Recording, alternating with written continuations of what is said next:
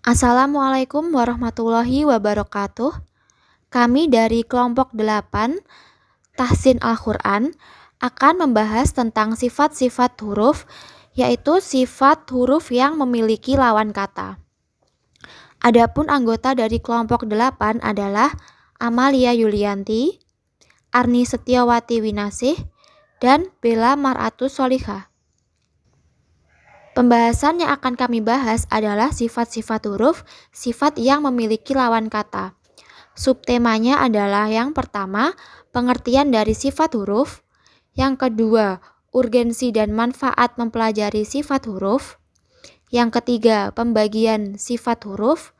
Dan yang terakhir, yang keempat, yaitu pembagian sifat huruf yang memiliki lawan kata.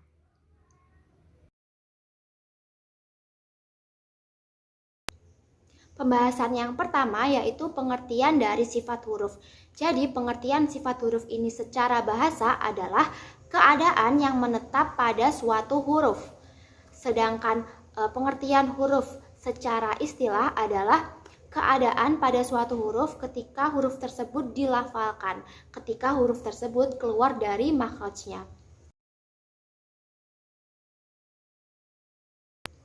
Lalu pembahasan yang kedua adalah urgensi dan juga manfaat dari mempelajari sifat huruf ini. Jadi manfaat dari mempelajari sifat huruf ini adalah untuk mengetahui mana huruf yang kuat dan juga yang lemah. Lalu memperjelas dan membenarkan pengucapan kita. Jadi inti dari mempelajari sifat huruf ini pentingnya adalah untuk agar kita itu tahu apakah dalam membaca Al-Quran itu kita sudah sesuai dengan kaidah-kaidah huruf Al-Quran atau belum, sudah sesuai dengan keaslian dari huruf Al-Quran atau belum. Lalu juga membenarkan apa yang kita ucapkan, misalnya kita salah. Jadi agar kita itu dapat memperjelas dan juga membenarkan dari pengucapan huruf Al-Quran. Pembahasan yang ketiga yaitu pembagian sifat huruf. Dibagi menjadi dua, yaitu sifat yang memiliki lawan kata dan juga sifat yang tidak memiliki lawan kata. Sifat yang memiliki lawan kata berarti sifat yang memiliki sifat yang berkebalikan dengan sifat sebelumnya. Nah,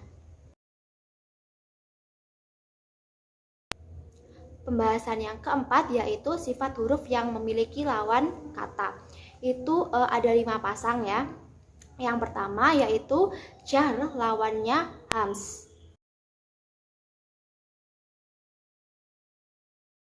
Artinya samar ya. Cara ciri dari huruf hams ini adalah saat mengucapkannya atau melafalkannya itu ada nafas yang mengalir, ada nafas yang keluar saat kita mengucapkan huruf hams. Hams ada 10 yaitu fa, kha, sa, ha, shin, kho, shot, sin, kaf, dan juga ta. Ya, ada 10. Jika dirangkum agar lebih mudah menghafalkannya yaitu fakhasahu syakhsun sakata. Ya, seperti itu. Cara membacanya tadi adanya nafas yang mengalir saat mengucapkannya. Contoh pengucapannya yaitu misal fa, af. Saat mengucapkan af itu kan ada nafas yang mengalir atau agak mendesis itu. Itulah huruf hams. Lalu misalnya as. Tuh, mendesis, ada nafas yang mengalir saat kita mengucapkannya. Lalu lawan dari hams tadi adalah jahr, yang artinya jelas ya. Ciri-ciri dari huruf jar ini adalah tidak ada nafas yang mengalir atau nafasnya itu tertahan. Jadi saat mengucapkannya itu tidak seperti huruf hams yang agak mendesis. Di sini huruf jar itu tidak mendesis, tidak mengeluarkan nafas saat kita mengucapkannya. Hurufnya ada 19 yaitu selain huruf hams. Ya, misalnya berarti adalah ba ya, ab. Lalu lam, al, ar, an, am. Saat kita mengucapkannya itu tidak ada nafas yang mengalir. Jadi nafasnya itu saat kita mengucapkannya itu tidak ada nafas yang mengalir. Seperti itu. Itu adalah sifat yang pertama, yaitu hams, lawannya jar. Sedangkan yang sifat kedua yaitu sifat syiddah, lawannya rikhwah, itu berfokus pada keluarnya suara. Nah, yang pertama yaitu sifat syiddah. Nah, sifat syiddah itu memiliki arti tertahannya suara ketika membunyikan huruf-huruf dari syiddah. Nah, huruf dari syiddah itu ada 8 yang terkumpul pada kalimat ajid kotin bakat. Yang pertama alif, a, ja, da, ko, po, ba, ka, ta. Ajid kotin bakat. Nah, cara membunyikan huruf-huruf syiddah yaitu yang pertama ko, ki, ku, bak, ka, ki, ku, bak, ta, ti, tu, bat. Nah, yang selanjutnya yaitu lawannya dari sifat syiddah yaitu rikhwah. Nah, rikhwah itu mengalirnya suara ketika membunyikan huruf-huruf dari syiddah, dari rikhwah tersebut. Nah, di antara syiddah dan rikhwah itu di tengahnya ada sifat yaitu sifat tawasud yang artinya dapat mengalirnya suara atau tertahannya suara. Nah, sifat tawasud itu memiliki 5 huruf yang terkumpul dalam kalimat lin omar.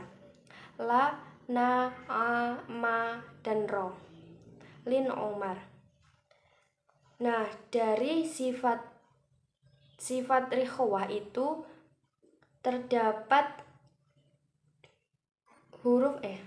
dari huruf rikhwah itu jadi selain huruf dari syiddah dan tawasud tersebut termasuk ke dalam sifat rikhwah. Nah, cara membunyikan huruf-huruf rikhwah yang pertama yaitu fa, fi, fu, baf, gho, ghi, hu, bag. Nah, seperti itu. Nah, yang selanjutnya yaitu sifat ketiga, yaitu sifat isti'la, lawannya istifal. Nah, sifat isti'la itu secara bahasa artinya naik atau terangkat.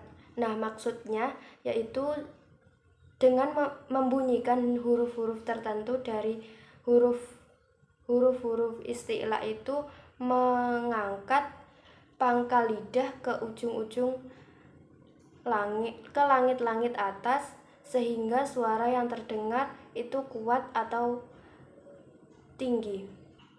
Nah, huruf isti'la itu ada 7 terkumpul dalam kalimat khussodoktin qid. Cara membunyikan huruf-huruf isti'la yaitu ko, ki, ku, bak, kho, khi, khu, bak, badi, du, bat. Nah, seperti itu. Ingat, cara membunyikan huruf isti'la itu mengangkat pangkal lidah ke langit-langit atas. Nah, yang selanjutnya yaitu lawannya dari sifat isti'la yaitu sifat istifal. Nah, sifat istifal itu secara bahasa artinya turun atau merendah. Nah, maksudnya ketika membunyikan huruf-huruf dari istifal itu merendahkan sebagian besar lidah ke dasar mulut, sehingga menjadikan suara itu lebih tipis dan rendah. Nah, huruf-huruf dari huruf istifal itu yaitu ada 22 selain dari huruf isti'la. Nah, cara membunyikan huruf istifal yang pertama yaitu sa, sya, shi, su, bas, ma, mi, mu, bam. Nah, ingat cara membaca huruf istifal itu dengan menurunkan sebagian besar lidah ke bawah, bagian bawah mulut. Nah, jadi sifat isti'la lawannya istifal itu sifat isti'la yaitu terangkatnya pangkal lidah ke langit-langit atas. Nah, sedangkan sifat istifal yaitu menurunkan sebagian besar lidah ke dasar mulut.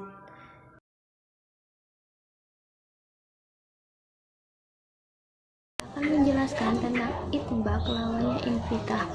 Itbaq artinya mengucap atau tertutup, dapat juga diartikan melekat atau menempel, yaitu menyempitkan bagian lidah atau sebagian besarnya dengan langit-langit atau ketika mengucapkan hurufnya, sehingga suara berkumpul di antaranya dengan langit-langit mulut ketika mengucapkan hurufnya. Sifat itbaq berada ketika wasol dan wakof, baik ketika hurufnya sukun atau berharokat.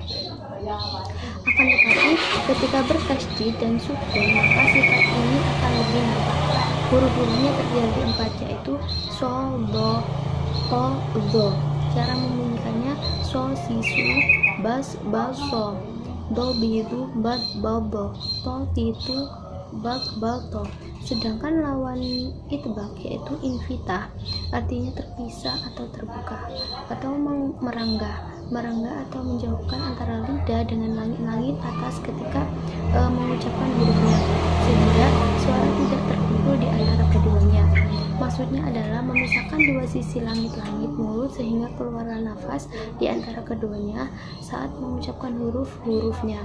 Huruf-hurufnya ada 25, yaitu mana, kho, da, wa, ha, ja, da, sa'ata, zaka, kola, saroba, wo, ya, sa, yang bisa disingkat dengan man akhoda wajada sa'atan fazaka laqalahu wa syaroba. Cara membunyikannya kho, khayahu, bakho, wadiru, bawo, kaki, kuka, bako. Izlaq lawannya ismat. Izlaq menurut bahasa yaitu batas lidah atau ujungnya. Menurut istilah berarti ringannya huruf dan cepat ketika pengucapannya, karena huruf-huruf keluar dari ujung lidah atau ujung salah satu huruf dari dua bibir atau kedua secara bersamaan. Dapat diartikan juga mengucapkan huruf dengan mudah karena posisi makhrajnya berada dari ujung lidah atau bibir. Adapun huruf yang mempunyai sifat izlaq ada 6, yaitu fa, ro, mana, laba, agar lebih mudah dirangkum menjadi firro, milubi. Contohnya cara membunyikannya la, yirubal, balla, fa, firubal, bafa, ro, yirubal, barro. Sedangkan sebaliknya yaitu ismat. Ismat secara bahasa berarti tercegah, yaitu orang yang diam, maksudnya tercegah atau tertahan dari berbicara. Sedangkan menurut istilah itu beratnya huruf dan sulit ketika pengucapannya karena hurufnya keluar dari ujung lidah. Ismat berarti mengucapkan huruf hijaiyah dengan agak susah atau tertahan. Huruf-hurufnya ada 20, yaitu jaza, gosha, sakhotoso, dasako, ta'adha, wa'atoha, ahaldoka. Cara membunyikannya sa, si, su, bas, baso, basa, hahihubah, bahha, zahihubah, bazza. Sekian dari kelompok 8. Apabila ada kurang dan salahnya kami minta maaf. Wassalamualaikum warahmatullahi wabarakatuh.